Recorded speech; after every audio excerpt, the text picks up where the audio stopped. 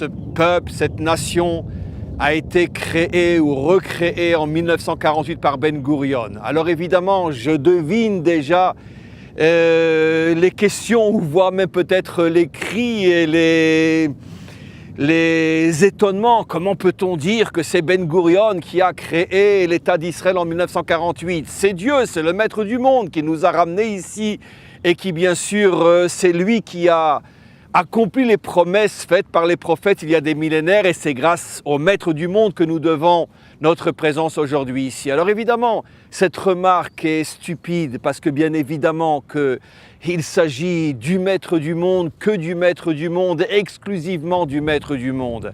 Mais ça, c'est une réponse qui est valable dans toutes les religions, sauf dans le judaïsme. Parce que dans le judaïsme, on sait une chose fondamentale, telle que nous l'apprennent nos maîtres. C'est que le maître du monde veut des associés. Comme dit le Talmud, Naaseh shutafo shel hakadosh baruch hu. Le maître du monde recherche dans le monde et dans l'histoire, il recherche des associés, des gens avec lesquels il construit l'histoire, il construit le monde.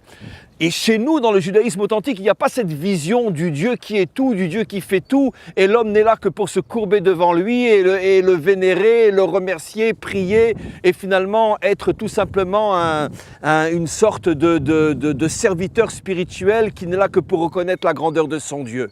Ce concept-là, qui est le fondement de la plupart des religions, est complètement étranger à l'esprit du judaïsme authentique. Dans le judaïsme authentique, le maître du monde a besoin d'associés. Et ces associés ont un mérite, parce que pour devenir l'associé du maître du monde dans un projet aussi colossal que la renaissance d'Israël sur sa terre, vous imaginez que ce n'est pas n'importe qui et de n'importe quelle manière.